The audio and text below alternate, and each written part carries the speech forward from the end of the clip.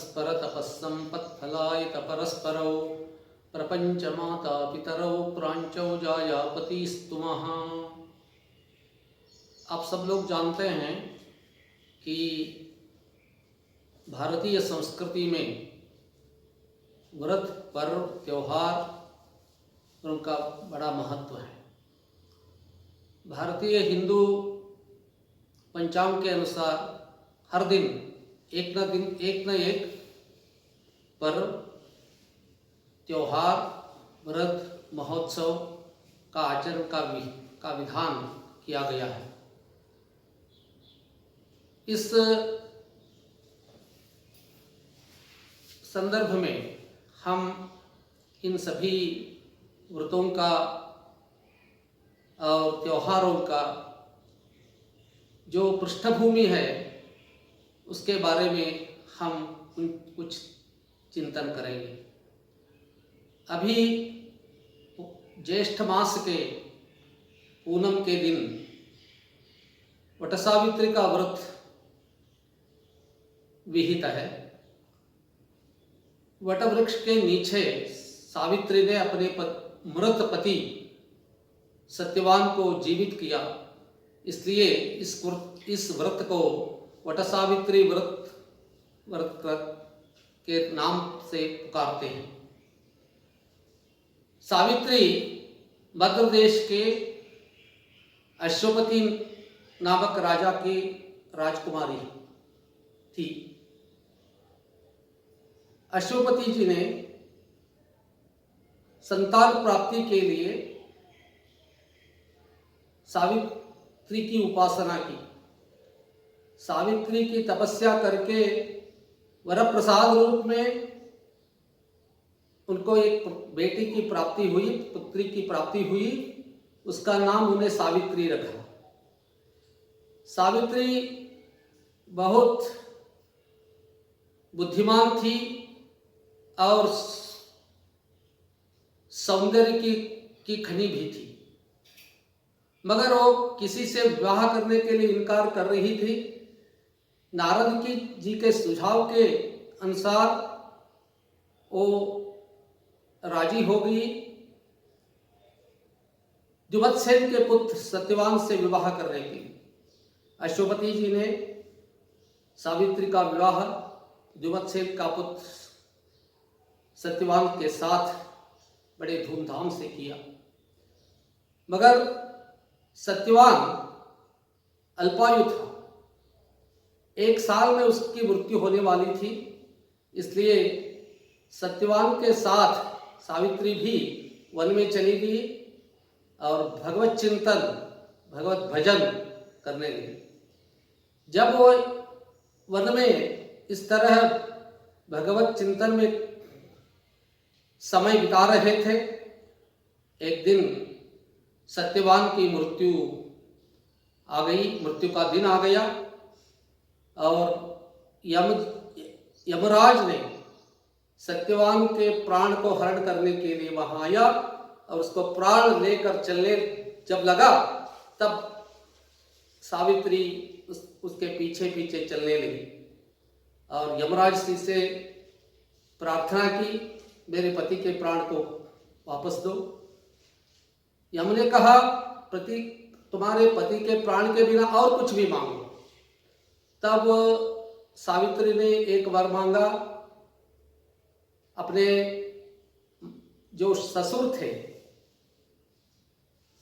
ससुर और सास दोनों अंध थे, यानी द्युमत्सेन और उनकी पत्नी, यानी ससुर जो सावित्री थे तो दोनों अंध थे। उनके नेत्र ज्योति चली गई थी और यमराज से पूछा, हमारे ससुरों का कि नेत्रों की ज्योति पुनः आने दो, यानी उनके आंखों की रोशनी फिर से मिलने के लिए प्रार्थना की, वर मांगा, तो उनको आंखों की रोशनी फिर से आ गई। दूसरे व्रत के और वो पीछे जाएगी करके यम ने सोचा था, मगर वो पीछा नहीं छोड़ा। तो फिर से जब वो यम जी के पीछे पीछे चलने लगी, तब उसकी निष्ठा और उसकी भक्ति को देखकर यमराज प्रसन्न होकर दूसरा वर मांगने के लिए कहा। दूसरे वर के रूप में उसने अपने पिता अश्वपति के खोया हुआ राज्य मांगा, उसको भी दे दिया। और तीसरे वर के रूप में तीसरा वर मांगने के लिए कहा, तो अपने पिता जो अश्वपति का के लिए संतान नहीं था, वो 100 पुत्र संतान प्राप्ति के लिए उन्होंने वर मांगा, वो भी दे दिया। बाद में सावित्री ने चौथा व्रत मांगा, वर मांगा, मुझे भी संतति हो जाए। वो भूल से यमराज ने उसको भी तथास्तु कह दिया। बाद में सावित्री ने पूछा, जो मुझे पुत्र संतान का वर दिया, मगर मेरे पति को ले जा रहे हो, मेरे पति के बिना पुत्र संतान होने का कैसा संभव है? इसलिए मुझे मेरे पति का प्राण को वापस दे दो। तब यमराज ने बाध्य होकर मजबूरन उनके पति का प्राण को वापस दिया। सत्यवान जीवित हो गया। सत्यवान को जीवित लेकर वो आई, और जिस वटवृक्ष के नीचे वो मरा था, उसी वटवृक्ष के नीचे फिर से वो जीवित हो गया। इसलिए ये वटवृक्ष के नीचे वट सावित्री का व्रत का अनुष्ठान किया जाता है। उसके पहले जो इस व्रत का संकल्प यह है, इस जन्म में और अगले जन्मों में भी अवैधव्य प्राप्ति, यानी पति से वियोग न होना चाहिए, और पति और पुत्रों का सुख संपूर्ण रूप से मिलना चाहिए। इस उद्देश्य से इस व्रत का अनुष्ठान किया जाता है। इसी तरह ये पहले वटवृक्ष के पास जाकर वटसिंचामि ते मूलम सलिलैरमृतोपमैः सुखिनीं कुरु मां नाथ पतिपुत्र समन्विताम्, इस मंत्र बोल के वहाँ मूल में पानी डालना चाहिए। मैं अमृत तुल्य पानी से सेचन कर रहा हूँ, मुझे पति पुत्रों का सुख संपूर्ण रूप से दे, यानी जिंदगी भर मुझे पति और पुत्रों का सौख्य मिले, ऐसी प्रार्थना करके पानी डालना चाहिए। और बाद में सूत्र से वेष्टित करना चाहिए, यानी धागे से वृक्ष के परिक्रमा में बांधना चाहिए। और उस सूत्रेण वेष्टये भक्त्या फल पुष्पाक्षतैः शुभैः, पुष्प और अक्षताओं के साथ मैं सूत्र से वेष्टित करता हूं। मम संतान वृद्धिंच कुरु त्वं वटनायक, मेरी संतति की वृद्धि होनी चाहिए, ऐसा वर दे दो, ऐसी प्रार्थना करके दाखे से बांधना चाहिए। इस व्रत का इस वटवृक्ष के नीचे बाद में ब्रह्मा और सावित्री की पूजा यथाशक्ति करनी चाहिए। इससे स्त्रियों को सौभाग्यपन, यानी सौभाग्य परिपूर्ण मिलता है, और पति और पुत्रों का भाग्य मिलता है, और उनका सुख भी प्राप्त होती है, सुख की प्राप्ति भी होती है। इसलिए इस व्रत का ये धार्मिक महत्व है, और एक सामाजिक महत्व इसलिए है कि पति के साथ वियोग न हो जाए, पति पुत्रों का वियोग न हो जाए, ऐसी प्रार्थना करती है। आजकल जो हो रहा है इस समाज में, तो छोटे मोटे बातों में विवाह विच्छेदन हो रहे हैं। इसलिए इस व्रत में जो बताया गया है, जिंदगी भर पति का सुख मुझे मिले, एक ही पतिव्रता रहकर एक ही पति के साथ संपूर्ण जिंदगी सुखमय सुख से जीना चाहिए, ऐसी प्रार्थना जो करती है।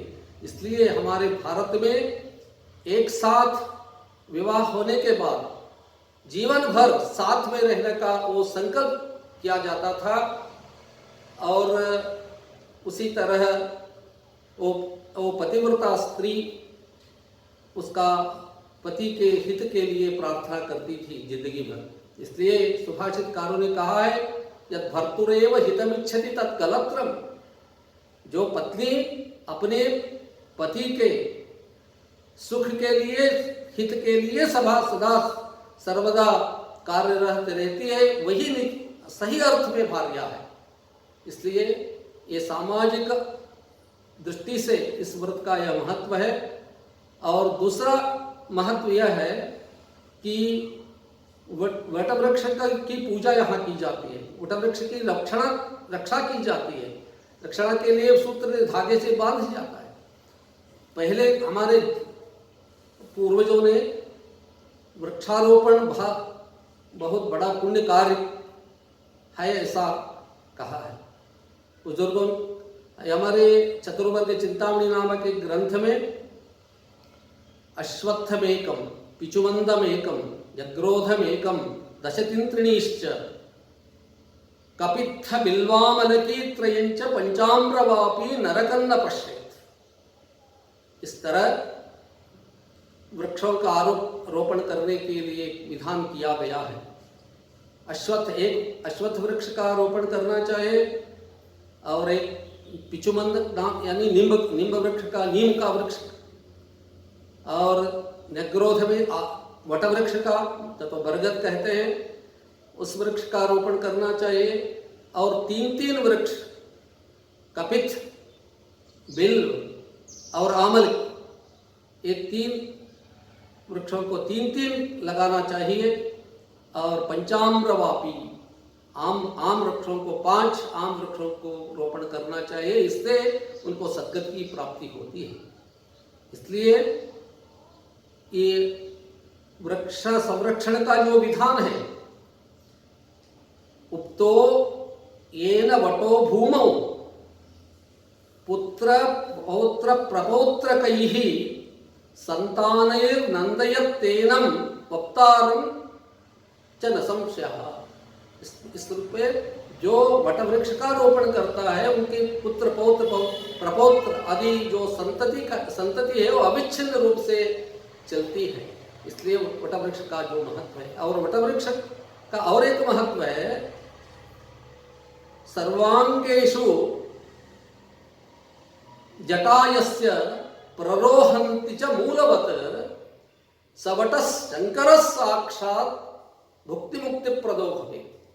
अब जो वटवृक्ष है जिसको जटा जो प्ररोहित होते हैं, वो संपूर्ण जटायुक्त जो वटवृक्ष होता है वो शंकर का रूप है।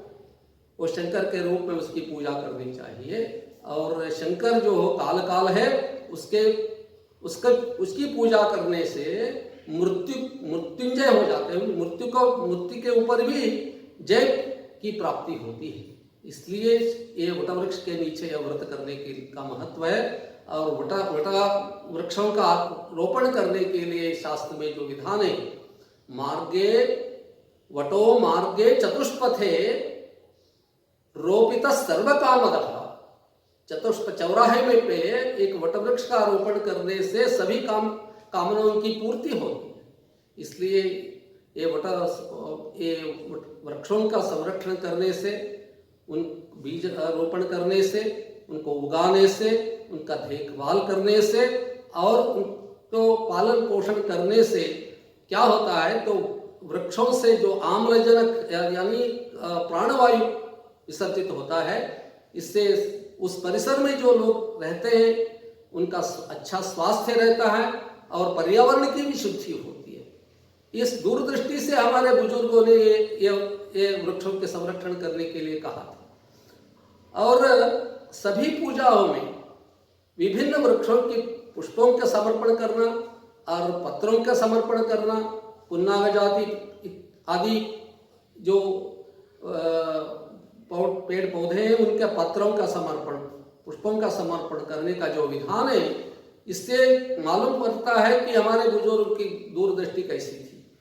कि इस पत्रों का समर्पण करना चाहिए तो पहले वृक्षों का उगाना चाहिए ना, उसका देखभाल करना चाहिए।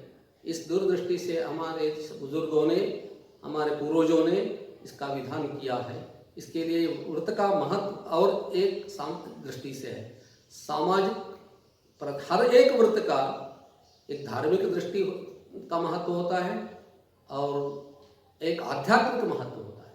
आध्यात्मिक महत्व जो यह है कि सभी में भगवान का रूप देखना चाहिए। अभी वटवृक्ष शंकर के रूप में हम देखते हैं, यानी उसमें भी भगवान को देखते हैं। और एक विशेषता है कि वृक्ष जो है ये जीवित है, इनको भी जीव राशि में गणना की गई है। इसलिए 84 लाख जो योनियां हैं उसमें वृक्षों का भी गणना है, यानी वृक्षों में भी जीव है। बाद में जगदीश चंद्र बोस ने उसमें प्राण है, वृक्षों का भी जीव है, इसका संशोधन बाद में किया। मगर हमारे बुजुर्गों ने पहले ही महाभारत में भी उसका उल्लेख आता है कि वृक्षों को भी जीव होता है। इसलिए इस वैज्ञानिक दृष्टि से हमको देखा जाए तो पर्यावरण की रक्षा और उसके साथ ये वटवृक्ष के जो नीचे ही क्यों पूजा करनी चाहिए, इसका एक वैज्ञानिक कारण है। वटवृक्ष जो है, वटवृक्ष का जो पल्लव होते हैं और उसके जटा में जो अंकुर आते हैं उसका प्रयोग स्त्रियों के रूप में किया जाता है। खास करके उनको जब उनकी अवैधव्य उनको जो पुत्र संतान नहीं होता है, पुत्र संतान के लिए यानी पुंसवन के औषध में वटवृक्ष के जो पल्लव होते हैं और वटवृक्ष के जटा के जो अंकुर होते हैं उसका इस्तेमाल किया जाता है, उनका प्रयोग किया जाता है। और वटवृक्ष के जो दूध होते हैं क्षीर, उसको बताशे में 10-10 बूंद डाल के देने से स्त्रियों का सभी प्रकार के मासिक धर्म के रोग नष्ट होते हैं। इससे क्या होता है, वो संतान प्राप्ति के लिए योग्य होती है। इस उद्देश्य से वटवृक्ष के नीचे इस व्रत का करने का विधान है। इस वैज्ञानिक दृष्टिकोण से हमारे बुजुर्गों ने इस व्रत का विधान किया है। इसलिए ये वटवृक्ष का के नीचे जो वट सावित्री का व्रत किया जाता है, इससे स्त्रियों को अवैधव्य प्राप्ति होती है, यानी उनके पति दीर्घायु हो जाता है।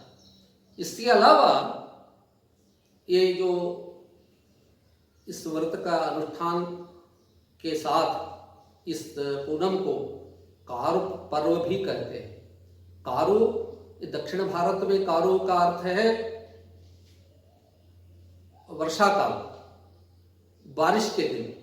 ये बारिश के दिन का प्रारंभ हो जाता है, कृषि कर्म करने का आरंभ किसान लोग करते हैं और अपने जो बैल होते हैं वृषभ आदि उनकी पूजा की जाती है। पूजा करके उनको सज धजा कर उनको कृषि कर्म में प्रोत्साहित करते हैं। इसके लिए उसको कारु पर्व भी कहते हैं। इसलिए हमको इन व्रत त्योहारों का महत्व जानकर उसको आचरण करना चाहिए। इसलिए ये जो व्रत स्त्रियों के लिए विशेष रूप से वट सावित्री का व्रत है, वट सावित्री व्रत अनुष्ठान करके सभी स्त्रियां अपने पति के लिए दीर्घायुष्य को प्राप्त करने के लिए प्रार्थना करें और पुत्र संतान की प्राप्ति उनके लिए हो जाए और पुत्र पौत्रादि का की अविच्छिन्न संतति की सुख की प्राप्ति उनको हो जाए। कहते हुए ये वट सावित्री वर्ग के शुभ दिवस पर यानी कारु पर्व पर, ये ज्येष्ठ मास के पूनम के इस शुभ दिन पर सभी को मैं शुभकामनाएं देना चाहता हूँ।